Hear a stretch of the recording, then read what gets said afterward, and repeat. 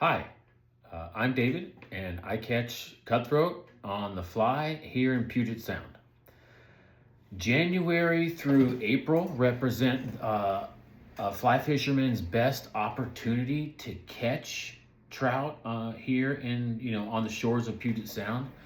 And before the season really gets into swing, I wanted to take an opportunity today to talk with you about how trout vision should and does impact my presentation as an angler. So if you want to stick around, I have something to share with you that I think will be really helpful. I've taken a moment and drawn a little picture here that'll hopefully help me get my point across. I've got high bank drawn here. This just represents high bank. I'm not an artist. This whole area out here is the intertidal zone. Got it labeled there. The shoreline this is like just exposed shoreline, and imagine it being stone cobble shoreline. In this scenario, there's about 10 or 15 feet of exposed shoreline. I've got a wave line here. This little squiggly line is just the lapping wave line, and it takes up about 5 feet of the shoreline. And then the rest of the shoreline, which I'm saying is like maybe 30 or 35 feet or so of shoreline, is submerged. A few rocks got drawn. I've drawn, and then 6 fish. 1 there, 2 there, 1 there, 2 there. Yep. Also, I'm labeled point A, and point A in this scenario was where I'm guessing is about 6 inches, and point B here, I'm guessing that one's about 5 feet. Okay, I'm going to set this aside now that we've gone over.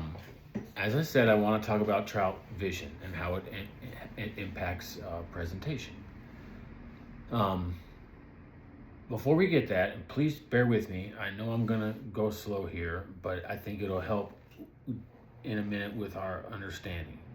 I want to talk about our vision really quick.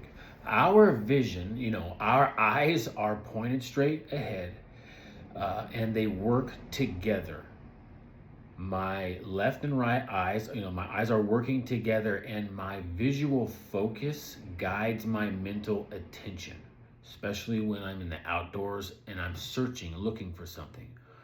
If someone wants my mental attention to be on something, they'll usually say, "Look at that," and my eyes will guide, my visual focus will guide my mental attention to whatever I'm looking at. Excuse me.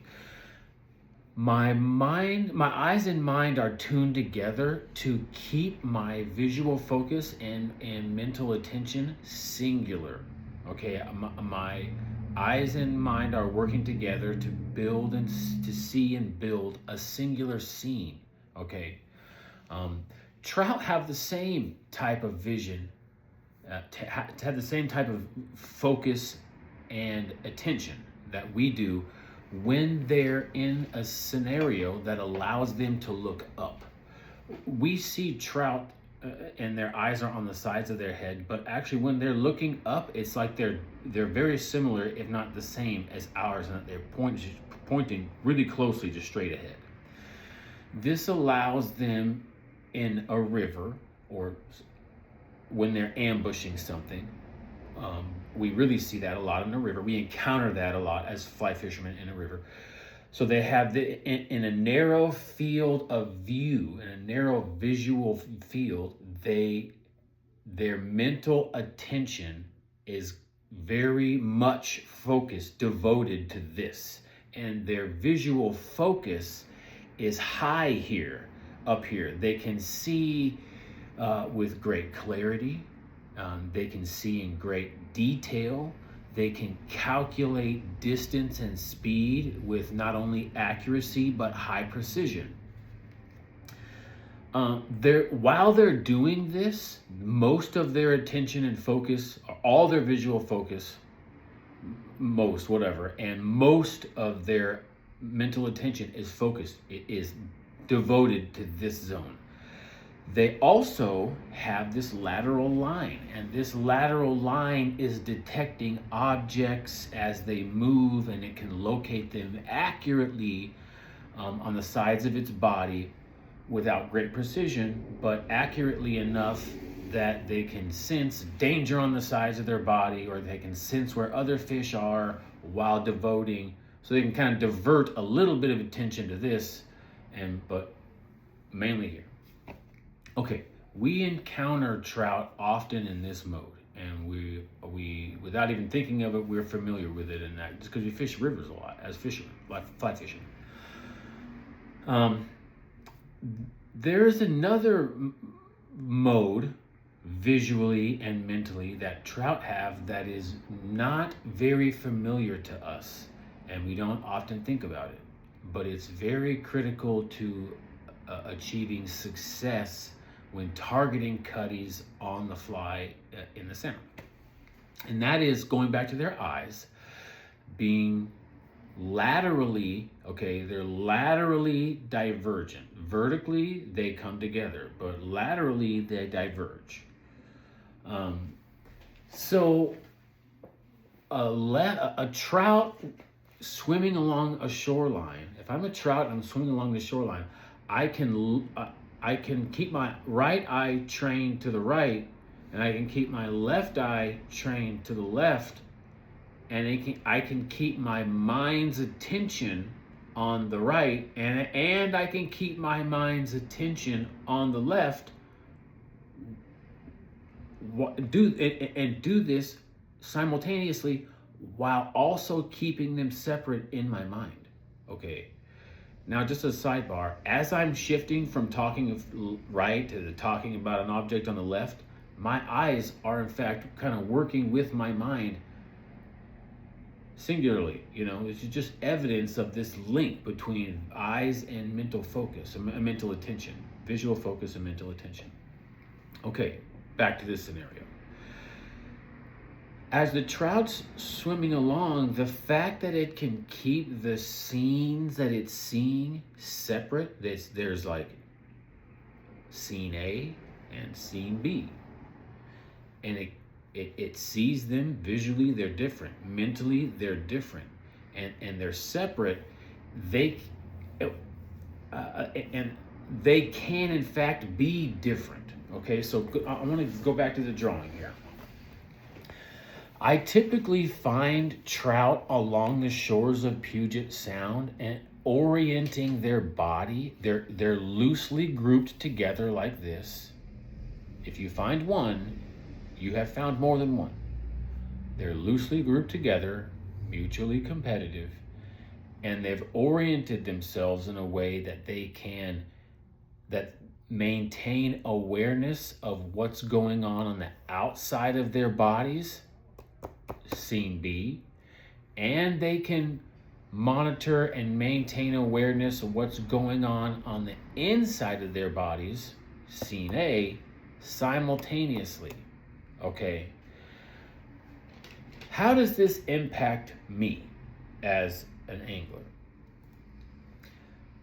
When I'm, pause for a minute, when I'm, take us away from fishing for a moment, I'm just a guy walking downtown, okay?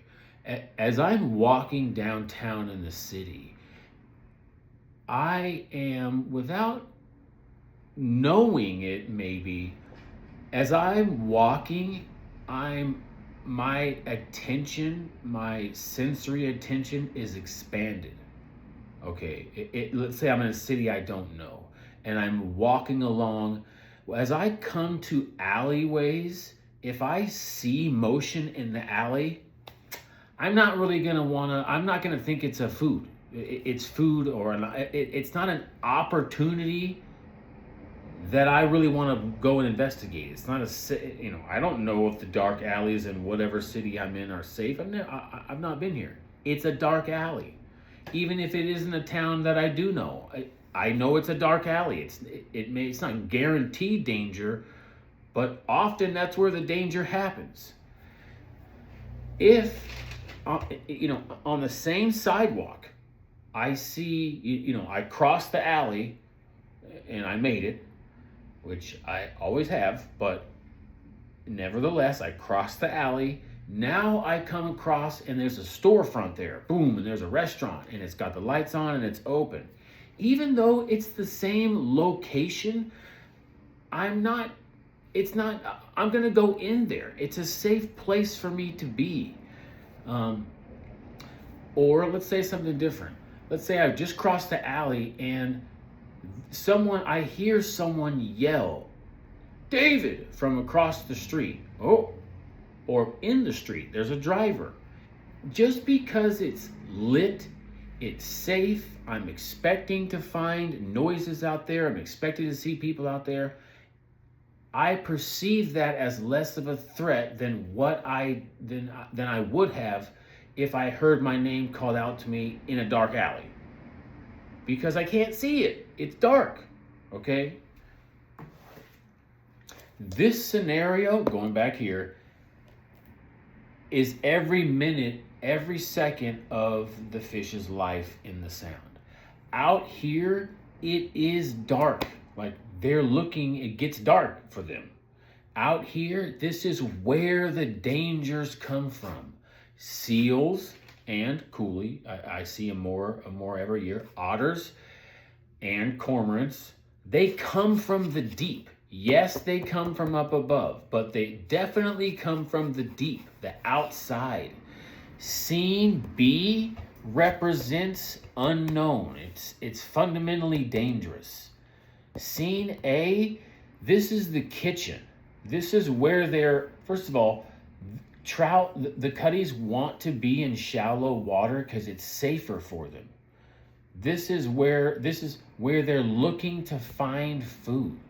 A trout who's moving along the shorelines, he's anticipating opportunity in here, watching for danger out here. Okay. When I make the cast, let's say that I'm in my boat out here, I make my cast, I land it at point B.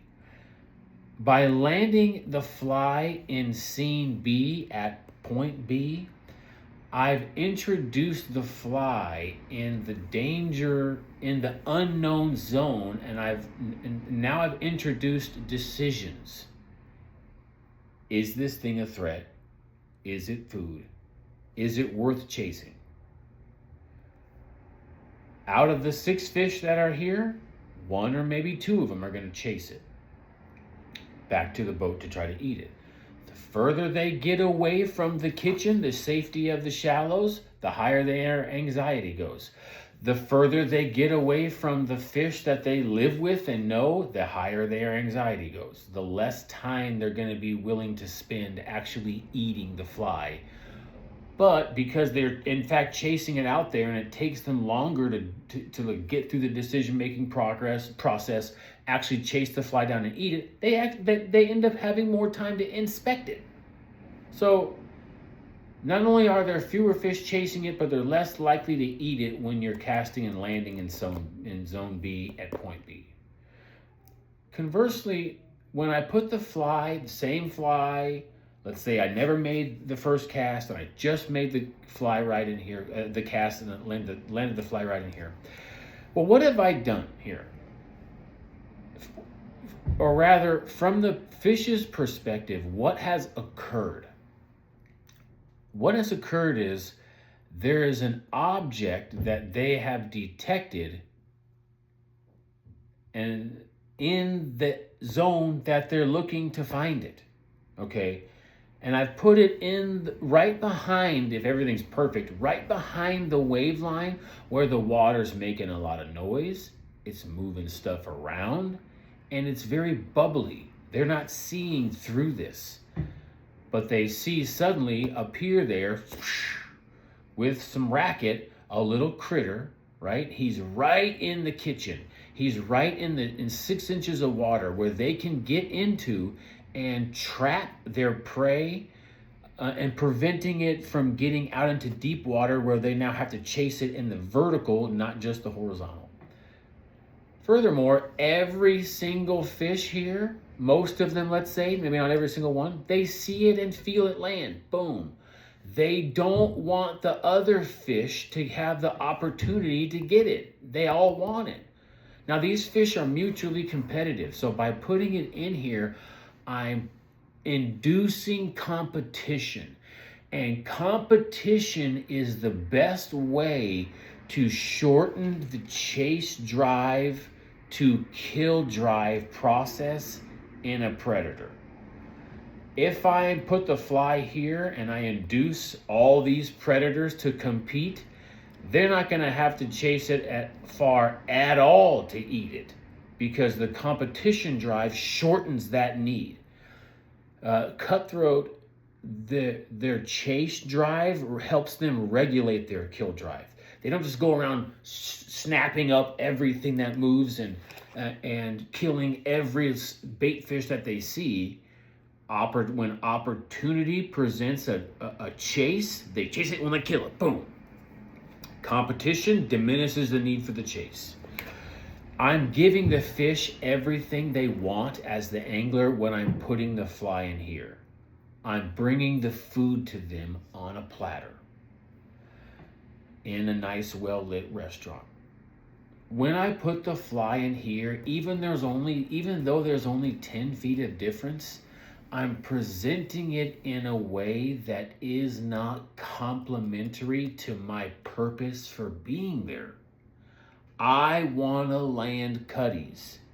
If I want to land cutties, I better put the fly right behind the wave line. I hope this has been helpful, and I appreciate your time. I'll have more of these videos coming out as the season progresses. It would mean a lot to me if you would subscribe and leave criticism for my videos, constructive, please, so I can get better. Thanks, guys. I appreciate your time.